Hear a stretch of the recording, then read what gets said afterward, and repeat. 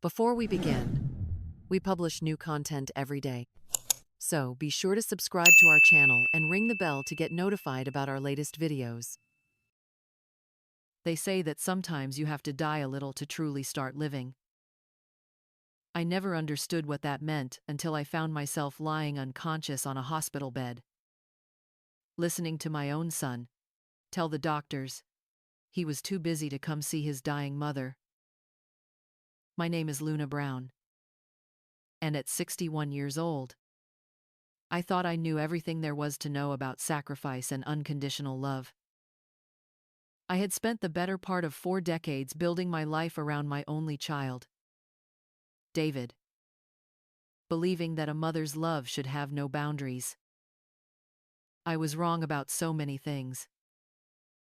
The morning it all began, I was in my small garden behind the house in Queens, tending to the tomatoes that David used to love when he was little. The chest pain started as a dull ache, the kind you might dismiss as heartburn. But within minutes, it felt like someone had placed a vice around my ribs and was tightening it with each breath. I remember calling out, hoping Mrs. Patterson next door might hear me. But the words came out as barely a whisper. The last thing I saw before darkness claimed me was the bright red of those tomatoes, so vibrant and full of life.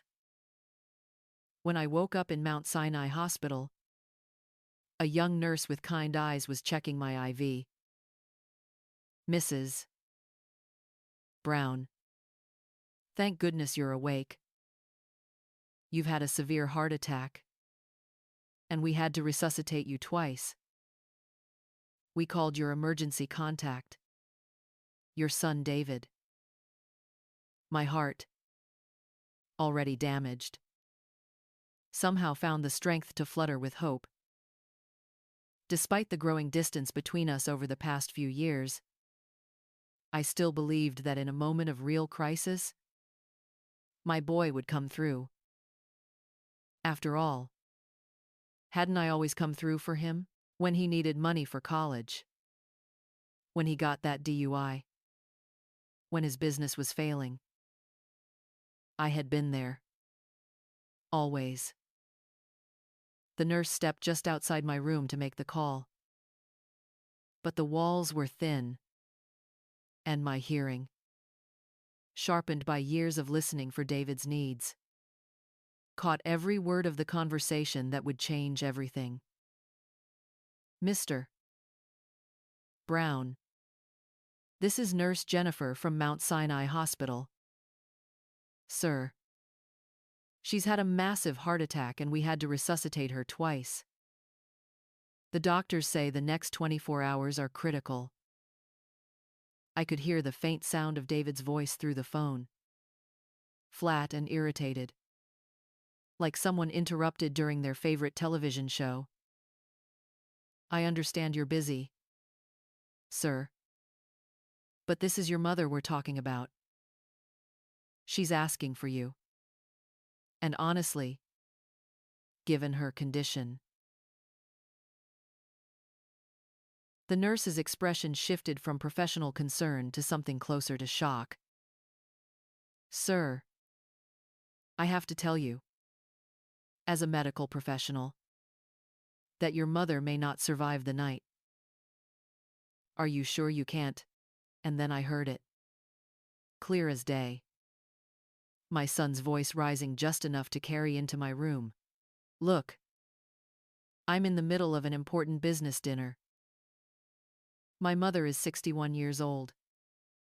And frankly, I'm surprised this didn't happen sooner.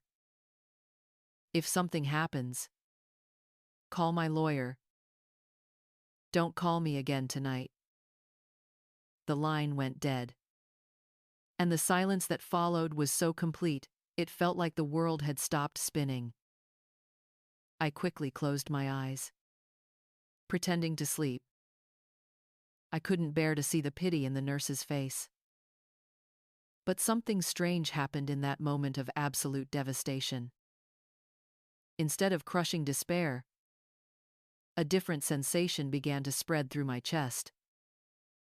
It started as a tiny spark of something I hadn't felt in years. Anger.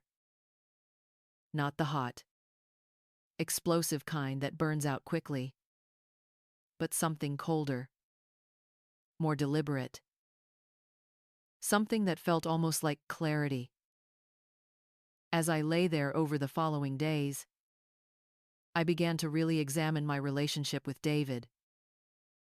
Not through the rose-colored glasses of maternal love, but with the brutal honesty of someone who had literally faced death and survived. I thought about all the times I had canceled plans with friends because David needed something. The vacation fund I had emptied to pay for his business ventures. The way he spoke to me in recent years, like I was an inconvenience rather than the woman who had sacrificed everything to give him the best life possible. I remembered his last visit, 3 months ago, when he had come with papers for me to sign. He told me it was just updating my will, making things simpler for tax purposes. I had signed without reading, trusting him completely. Now I wondered what exactly I had put my signature on. During recovery, I made phone calls. The first was to an old friend from nursing school, Patricia, who had become a legal aid attorney. When I explained my suspicions about those papers, David had me sign. Her sharp intake of breath told me everything I needed to know. Luna, honey, you need to get copies of everything you signed. Don't let anyone know you're doing this. Especially not David. The next call was to my bank. What I discovered made my recent heart attack seem mild by comparison. The mortgage on my house, which I had paid off 15 years ago, had been refinanced without my knowledge. My savings account was nearly empty, with regular large withdrawals over the past 2 years that I had never authorized. When I finally got home from the hospital, David was waiting for me. He had let himself in with his spare key, sitting at my kitchen table with a concerned expression that might have fooled me a week ago. But now I could see it for what it was. A performance, carefully constructed to manipulate me back into compliance. Mom, I'm so sorry I couldn't make it to the hospital. The business is at a critical juncture right now. And you know how important it is for our future security. Our future security. Even in his apology, everything was about him. David. I interrupted, my voice steady in a way that surprised both of us. I want to see the papers I signed 3 months ago. His concerned expression flickered. Just for a moment. But I caught it. What papers? Mom, you're probably still confused from the medication. The papers you brought for me to sign. You said they were about my will. For tax purposes. I want to see copies. For the first time in years, I saw something in my son's eyes that I had never seen before when he looked at me. Fear. Not concern for my health, but fear of being caught. Then showing me the papers shouldn't be a problem. The silence stretched between us. And in that moment, I saw him clearly for perhaps the first time since he had become an adult. This wasn't my little boy who used to bring me dandelions. This was a stranger who had been systematically stealing from me. The next morning, David's true colors emerged fully when he realized I wasn't going to be easily manipulated back into submission. He arrived with a different energy entirely. All pretense of loving concern abandoned. I don't know what kind of nonsense people have been filling your head with, but you need to understand something, he said, his voice cold and calculating. This house, your accounts, everything is tied up in legal documents that protect both of us. You can't just change things because you're having some kind of senior moment. So you admit there are legal documents. Mom, you're sick. Your heart attack has affected your thinking. Maybe if you cooperate and let me handle things like we agreed, you can stay in the house. But if you're going to be difficult, well, there are other options. The threat was clear, and the old Luna might have crumbled under it. But something had fundamentally shifted in that hospital room. When you've been brought back from the edge of death, threats from the living lose some of their power. That afternoon, I called Patricia and asked her to come over. When David arrived unexpectedly and found her in my living room, surrounded by bank statements and legal documents, his carefully constructed world began to unravel. Mrs. Brown, Patricia said in her crisp attorney voice, you didn't update your will. You signed papers that gave him power of attorney over all your financial affairs and made him the sole beneficiary of your estate. Additionally, he used your house as collateral for several business loans totaling over $300,000.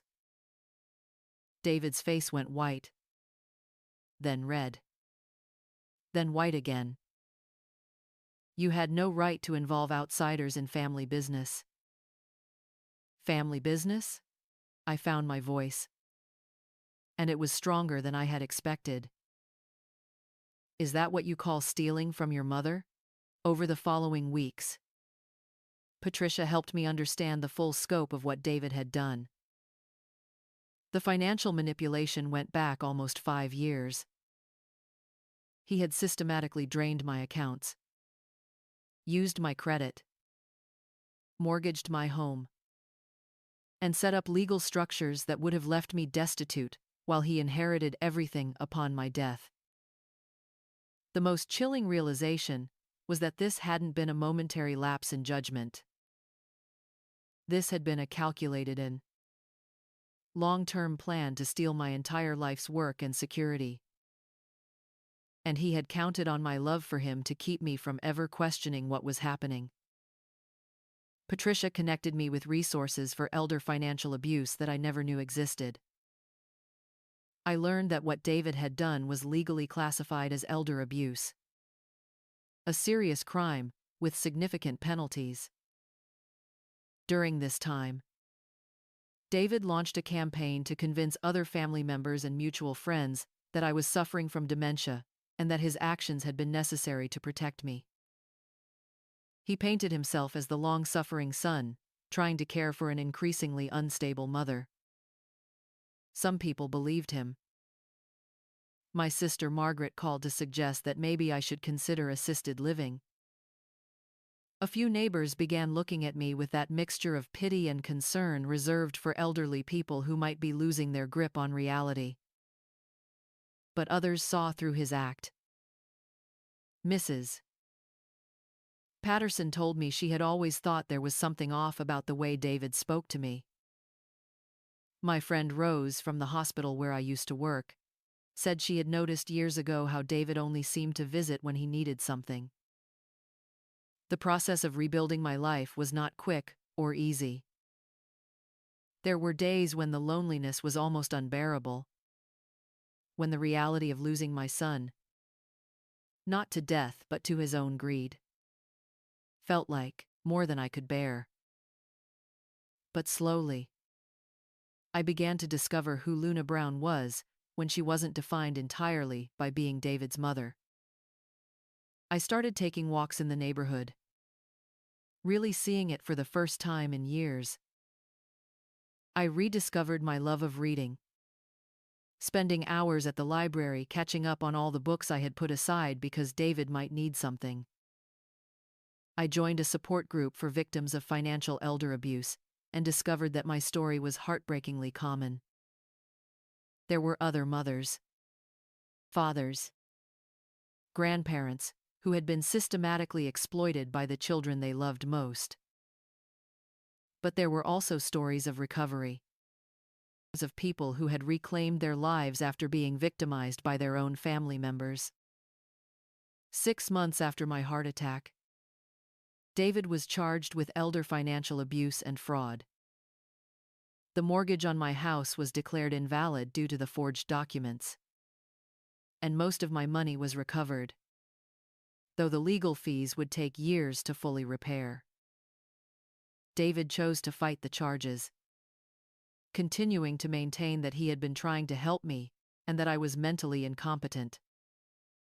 The trial was difficult, requiring me to testify about the systematic way he had exploited my trust. But something unexpected happened during that trial.